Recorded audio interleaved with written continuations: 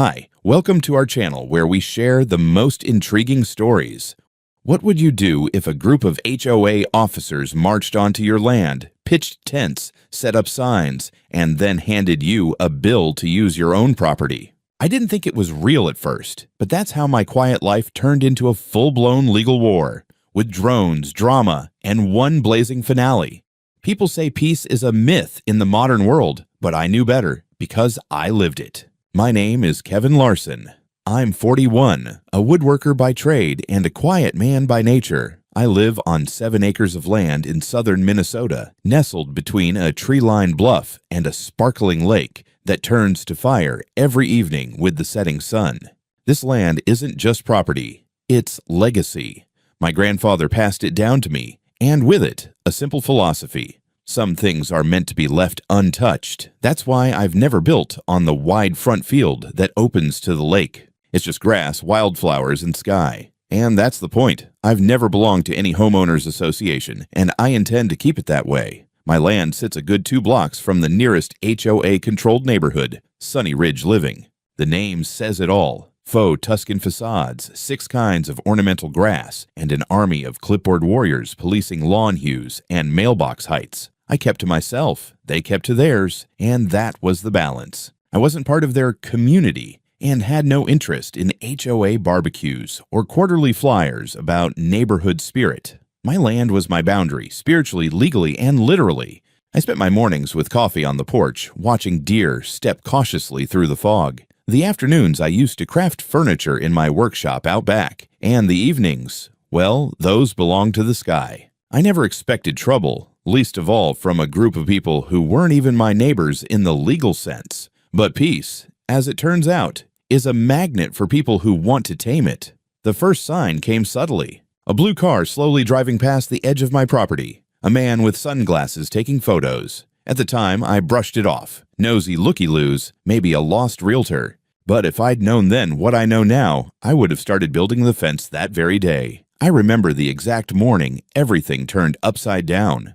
I walked out barefoot, mug in hand, expecting to be greeted by the familiar sound of birds and the rustle of wind across my open field. Instead, I was greeted by flags. Dozens of bright orange plastic flags staked along the edge of my field, forming a neat perimeter. A tent had popped up overnight near the center, big and white, with sides flapping lazily in the breeze. Another smaller canopy stood closer to the road, next to a folding table topped with clipboards, cones, and a printed sign that made my stomach drop. Sunny Ridge, HOA Recreation Zone, members only, parking 5 RSR. I stood frozen on the edge of my porch, blinking as if that might reset what I was seeing. 2 men in matching reflective vests were busily moving cones around near the driveway to my field. My field, as though they were city workers prepping for a parade. I set my mug down and walked, barefoot still, across the gravel. My voice was calm, but my heart was pounding. "Excuse me, what exactly is going on here?" One of the men turned, smiling like he'd just finished arranging the salad bar. The other, a stockier guy holding a tablet, stepped forward and spoke like a mall manager delivering bad news with customer service polish. "Mr. Larson, right? We're from the Sunny Ridge Living HOA. We've designated this lot as a temporary event and recreation area for our seasonal programming." I stared blankly. "This lot," I repeated. "You mean my land?" He smiled wider, clearly prepared for that one. "Oh yes, technically the parcel belongs to you, but per our recently submitted community integration map, this area is now recognized as part of our extended access zone, zoned for temporary community recreation." "Community?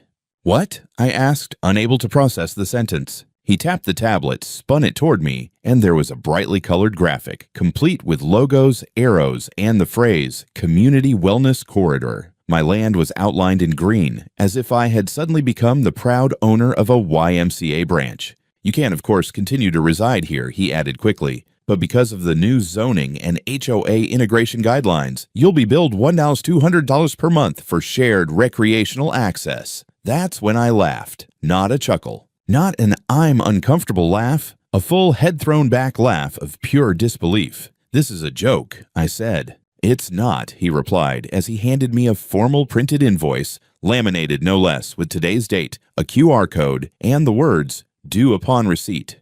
"You've lost your minds," I said. The second man stepped in then, trying to play the reasonable one. "Sir, we sent a notice 3 weeks ago. Certified mail. You must have seen it." "I didn't," I snapped. "And even if I had, this is private land. I'm not part of Sunny Ridge. Never have been." "Actually," he said, and now his voice had a certain slimy tone, "your property was recorded under Transitional Community Overlay in the revised survey submitted last month. It's all perfectly legal." "So was the Boston Tea Party," I muttered. I turned on my heel and stormed back to my house. As I walked, I passed a parked minivan on the grass, its wheels sinking into the field I'd kept pristine for years. A plastic placard on its dash read, "Sunny Ridge Yoga and Nature Morning." I don't know what was worse, that these people had the nerve to seize private land, or that they did it wearing matching polos and smiling like missionaries. I slammed the front door behind me and grabbed my phone. If they wanted war, they just found it. The first thing I did when I got back inside was pull open the drawer with my drone remote. I hadn't flown it in a while, but this situation screamed for aerial evidence. I launched it from the back deck and guided it up with a steady thumb, watching as the screen filled with a nauseating sight. My once pristine field now looked like a summer fairground. There were 5 vehicles parked along the edges, 3 minivans, a pickup, and an electric sedan with a Sunny Ridge HOA volunteer magnet slapped on the door. 2 large tents were pitched dead center with folding chairs arranged in little circles.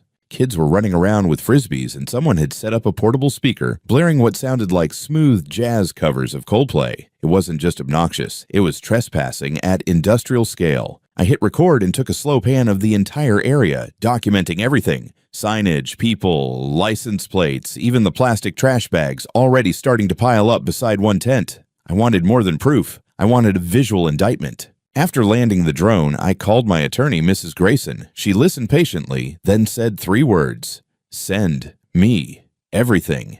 While she dug into the legal side, I dove into property records. I dug out the original plat maps from my filing cabinet, scanned the most recent survey I'd had done when I installed solar panels, and pulled county GIS maps online. All of them confirmed the same thing. The field is entirely mine. No easements, no shared usage, no overlaps. The borderline between my property and the nearest HOA-controlled lot. 416 feet of untouched, separately deeded land. But that's when the twist hit. Grayson called back the next day, sounding more annoyed than concerned. "Keen," she said. "I looked into the zoning changes that Sunny Ridge filed last month.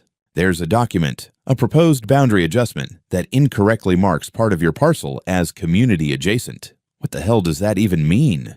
It means they submitted paperwork suggesting your land could be folded into a community usage overlay. But here's the kicker. It wasn't reviewed by the city yet. It was just filed, and someone at the HOA ran with it like it had passed. So this wasn't just arrogance. This was a premature land grab based on paperwork that hadn't even cleared a clerk's desk. These people didn't just trespass. They weaponized bureaucracy and counted on no one noticing. Oh, but I noticed. That evening, I printed a massive 3-inch copy of my legal plat and stapled it to a sheet of plywood. I hammered it right into the middle of the field, next to their yoga sign with a handwritten note in red marker. "Private land, not part of HOA. Trespassers will be photographed, billed, and featured online." I wasn't bluffing. I bought a motion-activated trail cam from the hardware store, stuck it in the tree line, and redirected my front porch camera to face the field. Within an hour, a woman in yoga pants marched up, took a selfie with the sign, and flipped off the camera. I smiled and saved the clip.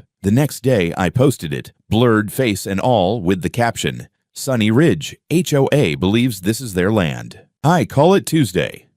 It got 43,000 views in 5 hours. War had officially begun. The gloves were off. Mrs. Grayson didn't waste time. She drafted and submitted a formal cease and desist letter to the Sunny Ridge HOA, citing trespassing, unlawful commercial use of private land, and unauthorized modification of land boundaries without consent. It was addressed to the HOA's president, a man named Harold Bixley, a former insurance auditor who now treated lawn care as a divine calling. Grayson's letter was clinical, ironclad, and just spicy enough to imply we were ready to take their little yoga ranch all the way to federal court if need be. Simultaneously, I filed a report with the county sheriff's department and the city code enforcement office. Turns out, if you want to charge people to park on land you don't own, set up structures without permits, and hold group events, you need actual authorization. Who knew? But I didn't stop there. If they wanted a spectacle, I'd give them one, with better lighting. The next morning, I built a barricade. Not just any barricade, a ridiculous, over-engineered, glorious eyesore of a blockade made from recycled construction fencing, leftover lumber, and, my favorite touch, a 10-foot wide banner that read, "Welcome to Kevin's Lawn. Now a 10,000 day." Event space. HOA. Staff pay double. I set up a fake check-in table with a plastic cash box, filled it with Monopoly money, and put a mannequin in a security guard shirt behind it. His name tag read Greg. Greg wore aviators and held a Nerf gun. From a distance, he looked vaguely menacing. Up close, he looked like he'd taken too many foam darts to the brain. I also added signs along the property line. By entering this field, you agree to the terms of our nonsense. Don't like it? Good. Neither do I. Meanwhile, I kept the drone flying every other day, uploading videos to my YouTube channel, which had recently exploded from 83 subscribers to over 10,000. One video, where I narrate the HOA's setup while sipping lemonade and zooming in on their recreation zone sign, was shared by a local journalist and labeled, "Suburban HOA tries land grab, owner goes full Gandalf." Soon, neighbors started coming. Out of the woodwork, people I'd never even met, offering support, emails, and even lawn chairs to join my blockade vigil. One guy from down the road dropped off a cooler of beers with a note that said, "For Kevin's Freedom Front." But not everyone was amused. On day 3 of the barricade, a woman in a wide-brimmed hat and HOA lanyard stormed up to my fake check-in booth and demanded to speak to whoever's in charge. I pointed to Greg. She didn't laugh. "Mr. Larson," she barked, "this is a serious violation of community harmony." "Ma'am," I replied, "this isn't a community. It's private property. Your community is over there, behind the line where the grass gets aggressively trimmed." She went straight for the sheriff's office that afternoon. Good. So did I. The deputy assigned to the case, a guy named Ron who had the calm energy of a sleepy dog, visited my property with a clipboard and a smirk. "Well, you sure made it hard to miss where your land begins," he said, glancing at the barricade. "Can't say I've seen a Nerf-wielding mannequin before. I'm impressed." He looked at my documentation, reviewed the drone footage, and nodded. "This is solid. If they keep pushing it, we'll get the DA involved." But honestly, they're walking straight into a lawsuit. I offered him a lemonade. He accepted. By that evening, the HOA had sent me a tersely worded letter claiming my signage was creating visual discord for the surrounding community. I framed it and hung it in my bathroom. They still hadn't taken down their tents, but neither had I. I always thought courtrooms were quiet, serious places. Turns out, they're also fantastic venues for public humiliation, at least when the HOA is the opening act. It took 3 weeks for the case to hit the district court. During that time, Sunny Ridge doubled down. They didn't just deny wrongdoing. They countered with a statement claiming I had benefited financially from public use of the land and thus retroactively owed community service fees. They even accused me of harassment through sarcasm. I almost asked the judge if I could plead guilty to that one. When the day came, I walked into the courthouse wearing a pressed flannel shirt, jeans, and my boots because I was showing up as the landowner they tried to erase, Mrs.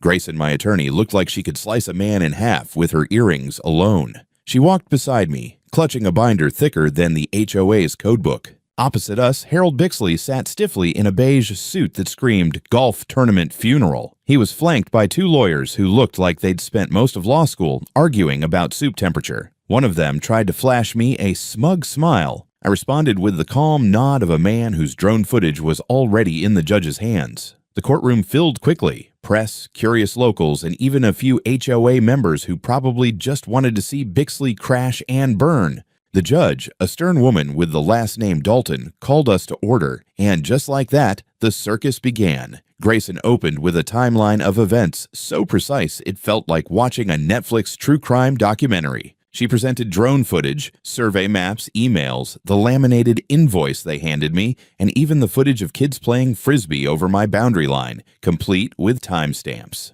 The courtroom watched in stunned silence as she played a video of one HOA officer saying, "I mean, if he isn't using the field, what's the harm?" Then came my favorite moment.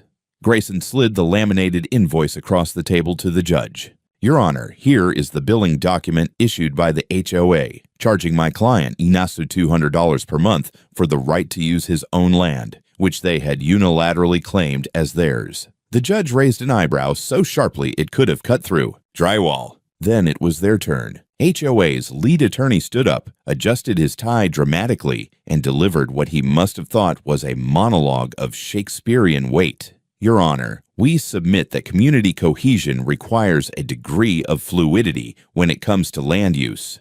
Are you implying the law is fluid? Judge Dalton interrupted, peering over her glasses. He froze. I mean the interpretation of... Dalton waved him off. Continue. They tried everything, blaming clerical errors, miscommunication, enthusiastic volunteers, even citing community wellness initiatives. At one point, Bixley himself took the stand and earnestly claimed they'd added my land to the recreational map to bring people together. When Grayson cross-examined him and asked if he had any written consent from me, he stammered. We assumed. Silence implied consent. Judge Dalton leaned forward. Mr. Bixley, that is not how property rights work. The verdict didn't take long. She ruled in our favor on every count. Trespassing, unlawful commercial use, unauthorized boundary manipulation, and defamation by implication. Then came the kicker. The court finds Sunny Ridge HOA in gross violation of multiple property statutes. Mr. Larson is to be compensated $120,000 in damages, plus full legal fees, and an additional $15,000 for emotional distress and reputational harm. Furthermore, all structures placed on the plaintiff's property must be removed within 48 hours, and an official public retraction and apology must be distributed to all HOA members by the defendant. Bixley looked like someone had just punched him with a cease and desist letter. One of his lawyers slumped visibly. In the back of the room, I swear someone clapped, then several more joined in. When we stepped out onto the courthouse steps, a local journalist shoved a mic toward me and asked, "How do you feel about the outcome?" I grinned. Pretty good for a guy who got billed to watch the sun set on his own land. Justice doesn't arrive with a trumpet fanfare. Sometimes it shows up in the form of a hot Tuesday morning and a sweaty, deeply humiliated HOA crew trying to fold up tents without looking at anyone in the eye. 48 hours after the court ruling, I sat on my porch with an ice-cold lemonade and my feet up, watching the final act of this absurd play unfold. A white HOA van pulled onto my property, my very clearly marked property, and out stumbled 3 volunteers in matching Sunny Ridge polos, dragging poles, folding signage, and trying not to step in the soggy imprint of their own arrogance. I had cameras recording from 3 angles, plus a drone circling like a curious hawk. I wasn't just documenting, I was immortalizing. As the first tent deflated with a sad whoomp, one of the men, red-faced and grumbling, tried to yank out a stake and fell flat on his back. I nearly choked on my drink.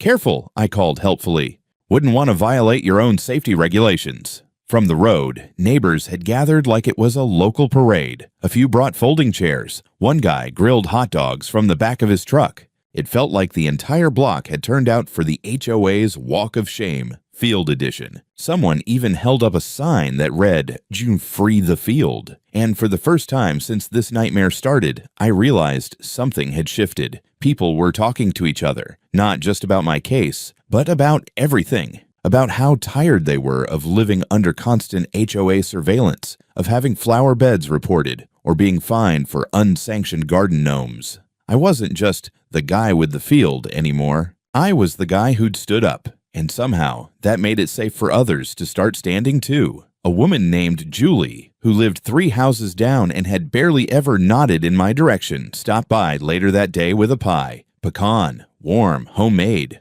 "I voted for that rec zone extension," she admitted sheepishly.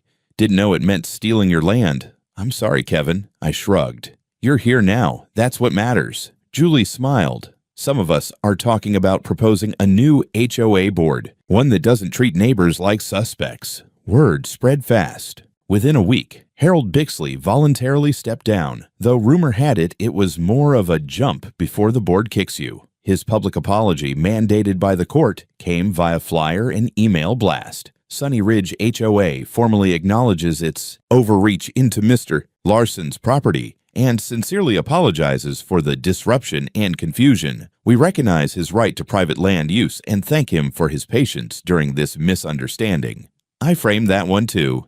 It hung proudly next to the laminated invoice, but the real payoff wasn't the money, though believe me, that check looked damn fine when it cleared. It was the peace that returned. The kind of peace I hadn't felt since before those cursed orange flags went into the ground. Neighbors who once barely waved now dropped by with coffee. A teenager who had once played frisbee on my lawn without asking came by with his dad and offered to mow my field just because. A retired couple from across the street invited me to their next poker night. It wasn't just the HOA that had been defeated. It was the fear that held people apart. The field was mine again, untouched, undisturbed, perfectly wild, and Sunny Ridge. They began what they called a community healing initiative, complete with listening sessions and suggestions boxes. I almost donated Greg the mannequin as their new mascot. Instead, I let him retire with honor to my workshop, where he now holds my leaf blower and wears a sign. Former security chief, successfully defended the realm. And as for those ridiculous tents, I watched one of them catch on the wind during takedown and bounce across the grass like a defeated tumbleweed, finally landing in a shallow ditch. No one chased after it. It was perfect. 3 weeks after the final tent was dragged off my land, I decided it was time to commemorate the end of the HOA saga in proper Midwestern fashion with fire, meat, and unapologetic sarcasm. I called it the Not-So-Community Cookout. Flyers went up all over the neighborhood. Free food, no HOA, no bylaws, no judgment. Bring your appetite and your worst HOA horror story. We set up grills on the edge of my field, my glorious, liberated field. Neighbors came in droves. Kids ran barefoot through the grass.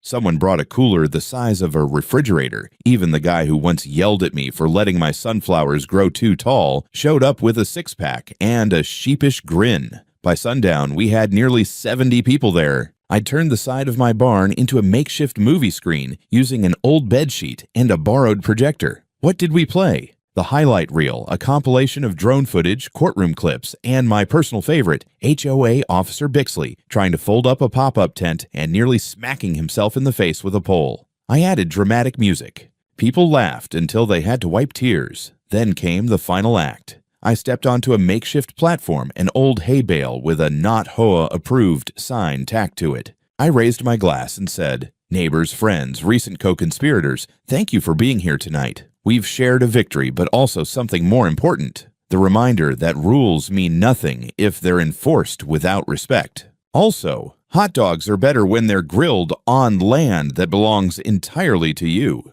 Polite chuckles. A few cheers. "But there's one last thing we need to do," I added, turning toward a massive tarped structure I'd wheeled out earlier. Some of you have asked me, "Kevin, what did you do with all the HOA junk they left behind? The signs, the cones, the fake wellness path arrows." I grabbed the corner of the tarp and yanked it away with flair. Underneath stood a towering 8-foot-tall papier-mâché effigy of the original HOA sign, constructed from their old banners, broken cones, laminated flyers, and, yes, a shredded copy of that infamous invoice. The crowd gasped, then cheered, then chanted, "Burn it! Burn it!" With great ceremony, I struck a match, walked over, and lit the base of the effigy. Flames crawled upward, devouring bureaucracy and self-importance alike. As it burned, someone blasted, "We didn't start the fire," from a Bluetooth speaker. It was pure, dumb, beautiful catharsis. A little girl asked her mom, "Why are we burning the big sign?" Her mom answered, "Because Kevin won." And that was it. The story, the feud, the petty war with Sunny Ridge, it all ended in fire and bratwurst under a red-gold Minnesota sunset, just the way it should. Now, whenever someone asks about the field, I point and say, "That land was nearly stolen once, but I fought back with drones, lawyers, and passive-aggressive signage, and I've got the grill to prove it." Greg the mannequin still stands in my shed, now wearing a sash that says, "Local Hero, Rhett." The framed apology letter is in the bathroom. The HOA, they're quieter these days, calmer, smaller, and the sunset, still free.